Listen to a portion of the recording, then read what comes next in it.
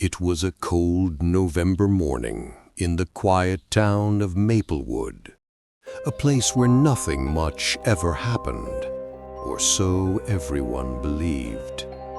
But on this fateful day, the peace was shattered.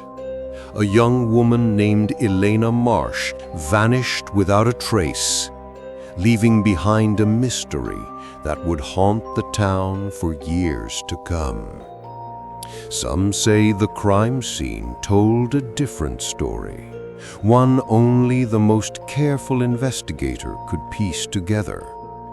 Tonight, we dive deep into the chilling disappearance of Elina Marsh, a case that would expose dark secrets, betrayals, and a web of lies far more sinister than anyone could have imagined. Maplewood was the kind of town that prided itself on tight-knit neighborhoods, tree-lined streets, and friendly nods over white picket fences. Elina Marsh was known by everyone. She taught at the local high school and volunteered at the community center. At 28 years old, she was intelligent, kind, and ambitious. Living in a modest house on Willow Lane, Elina seemed to have everything going for her. Her life appeared ordinary. She lived alone, but had breakfast with her elderly neighbor, Mrs. Donnelly, nearly every morning. She played piano, coached the school debate team, and was often seen walking her golden retriever, Sunny, in the nearby park. But beneath that gentle surface, Elina carried secrets. She had recently begun dating someone new, a quiet man named Marcus Hale. They met at a book club. On the surface, he was thoughtful and reserved, but Elina described him as different, sometimes distant. To her friends, he was charming but hard to read. On November 12th, Elina didn't show up to school. Her colleagues said she never called, never texted, nothing. That evening, her students waited outside her classroom for her to come back. When she didn't, they notified her principal, who alerted her neighbor, Mrs. Donnelly. Mrs. Donnelly found Elena's front door unlocked.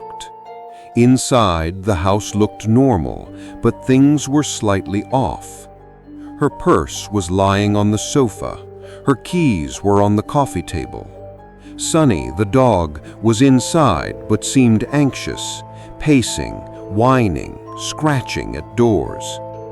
There was no sign of forced entry and no immediate evidence of a struggle.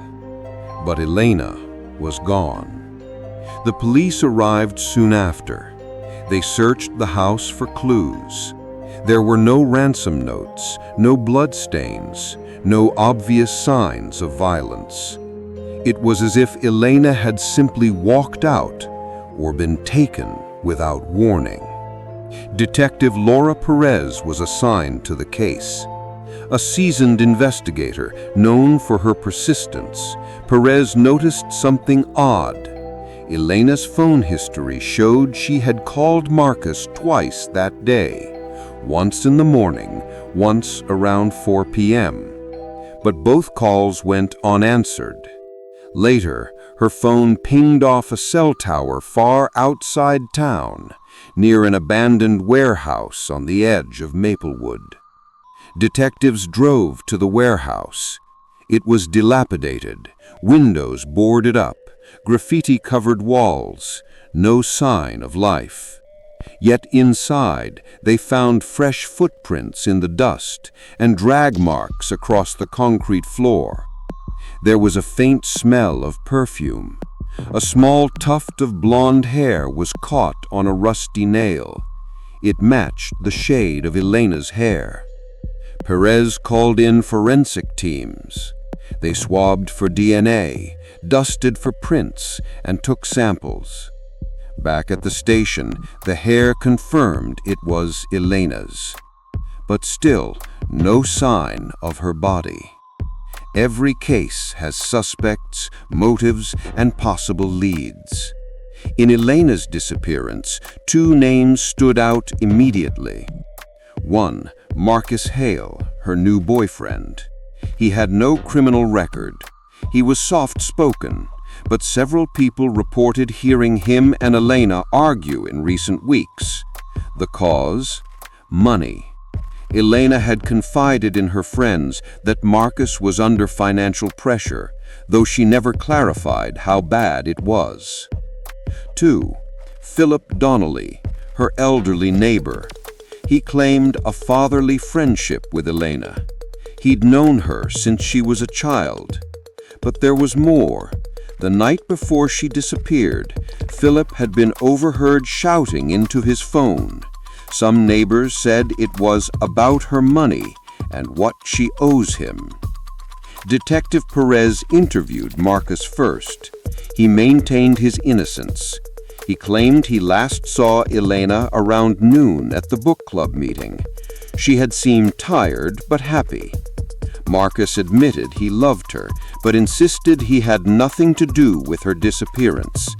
When pressed about the calls, he said he missed them, but never returned them immediately because he was preparing dinner.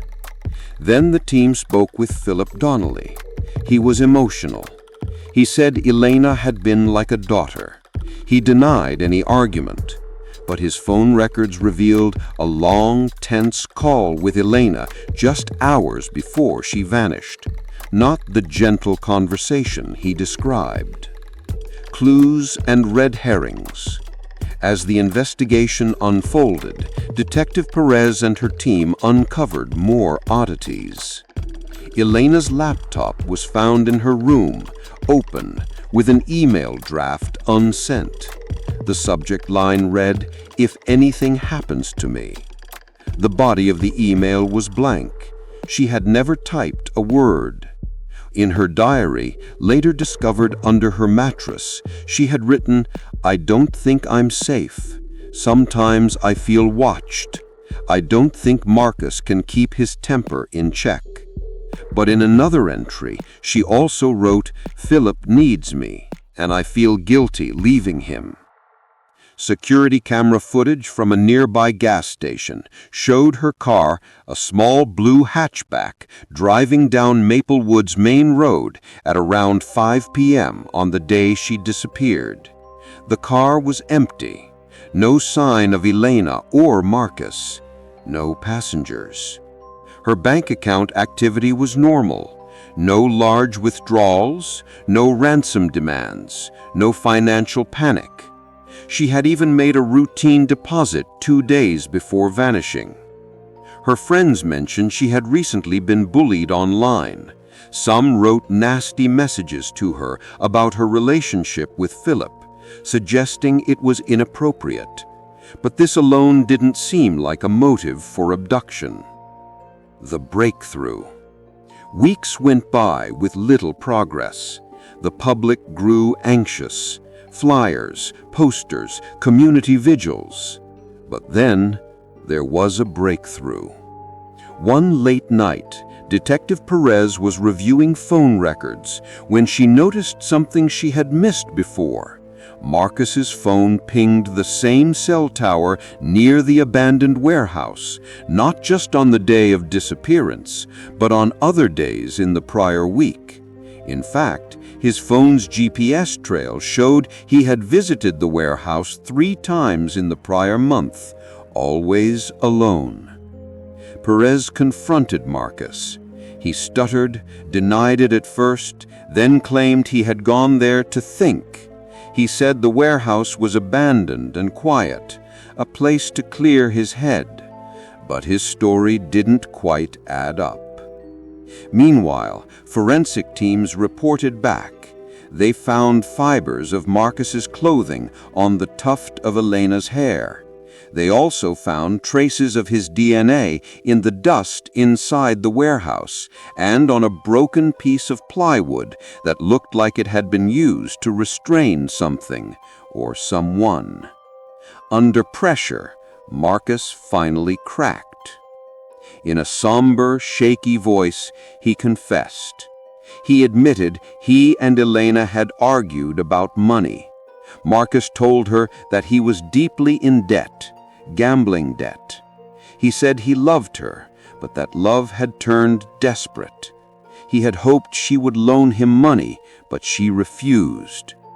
On the day of her disappearance, he said he followed her car to the warehouse. He confronted her. There was shouting. She threatened to go to the police. He panicked. In that moment, he didn't fully remember what happened next, but he said things just got out of control. He said he tried to cover up the incident. He dragged her body inside, but when he realized she was still breathing, he panicked more. He tried to call for help. His phone record showed an attempt to dial 911, but then he hung up. He left her there, went home, and cleaned his car. He erased his digital footprints as best he could. When forensic teams returned to the warehouse, they finally found her. Elena's body was hidden under old pallets, partially obscured by rusted machinery. She had died from blunt force trauma. Marcus pleaded guilty and was sentenced to life in prison. In court, he apologized, saying he never meant for things to go that far, that his love had twisted into something dangerous. Aftermath and impact. Maplewood was stunned. Neighbors, friends, and students all struggled to come to terms with the truth. Elena's funeral was held in the small-town church. Mrs. Donnelly read a eulogy, her voice breaking. She was more than a neighbor. She was family. Detective Perez, though praised, was haunted by the case. She replayed every moment, wondering if she could have found Elena sooner, saved her. The abandoned warehouse was demolished months later, but the memory stayed. The case changed Maplewood. People locked doors. They spoke kindly but warily. They realized that evil could lurk even in the calmest places. Elena's golden retriever, Sunny, was adopted by a kind couple in town who cared for her. On many days they walked her past where Elena's house had stood, linked by memory. Reflection and lessons. This tragic story serves as a chilling reminder. Love alone cannot always save us. Jealousy, shame, and desperation can warp even the most genuine emotions. Marcus's descent into debt and fear led him to betray Elena's trust in the worst way possible. Not because he was inherently monstrous, but because he felt cornered and believed he had no other choice. Detective Perez's persistence proved vital. It was her careful analysis of phone records and forensic evidence that ultimately cracked the case. Without her, Elena might never have been found. Community vigilance matters too. It was the neighbors' concern, the missing presence of Elena in daily routines that first raised the alarm and forced the investigation.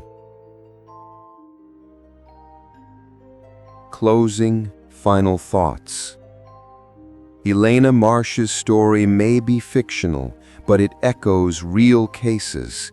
Cases where the people we trust or think we know turn out to be capable of unimaginable violence. Her disappearance and death remind us that sometimes danger doesn't come from strangers creeping in at night. It comes from the people closest to us. If there's one message to take away, it's this: speak up, trust your instincts, and don't ignore the small signs. In the quiet corners of our lives, the darkest shadows sometimes hide in plain sight. If you liked this story and want to hear more chilling true crime narratives, real or fictional, make sure to hit subscribe, ring the notification bell, and share your thoughts in the comments below. Who would you like us to investigate next? Thank you for watching, and stay safe.